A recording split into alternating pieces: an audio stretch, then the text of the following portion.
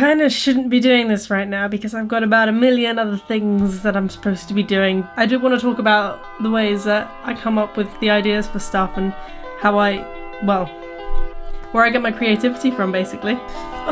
First of all, that's what I do before I start my videos. I always give my hair a flick. So basically, in my school, there's this kind of, or when I got there was this kind of like, there was this writing. It counted a little bit towards making my final decision, basically, when I chose what university I wanted to go to.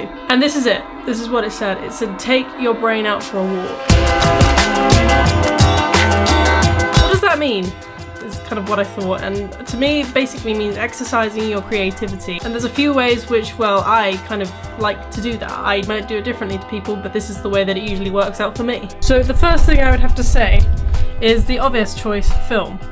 I'm a filmmaker, so when I watch a bloody good film, it usually counts for a lot. But to me, a good film, I mean, you can have two different scenarios when I say a film is good. It's effectively, the first scenario is I come out of the cinema being like, oh my goodness, I want to make films like this. This is what I want to do. I want to take this film and I want to put this into my own work and I want to create something which is going to be as good as this. Or alternatively, I can come out in the cinema and essentially think to myself, right, that's it, I'm done. I'm never going to be that good ever. Nope, that film was just way too good. How did they do that? That was magic. So effectively, like, when I make a good film, or when I think of ideas for a film, it usually comes away from like films which I've actually seen recently, and they have like a massive impact on the film which I make at that time. I mean, when I first discovered Wes Anderson films, that's when I made The Gallery of Water Mirrors. His work still has like a massive influence on my life, but in that period of time, that's where the ideas spark. You see a decent film and then you think to yourself, oh my goodness, all of the ideas ever coming to my head right now. Wow. Okay, the second thing which I can do, which like usually has a lot to do with, you know, is drawing stuff. But the thing with drawing stuff is I will usually start a painting or I'll start a drawing or something, and then I will have it drawn out in my mind and, you know, it'll be there and it'll be exactly the way I want it. But it frustrates me. That frustrates me because, I don't know, it takes a long time. It takes a long time and I'm a very impatient person, unfortunately. Okay, now there's 4 other things which I like to do, and the first thing is basically getting my coat on, put on some shoes, going for a walk.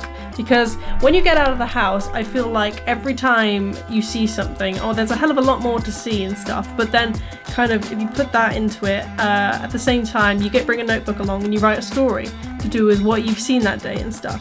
And that can like also spark like massive interest. So I mean, I guess that's 2 together actually. Writing a story and going for a walk, because you see things. I mean, I'm personally an observer, so I'm kind of, that's what I like to do. I like to go out exploring and I like to see things and I like to write about things which make me smile or make me think about things and all of that kind of stuff. So it's just something as simple as that, just going for a walk. And the 4th thing is reading a book. Reading books, they just make you think about stories. Reading books, I mean, like, there's a story already laid out for you.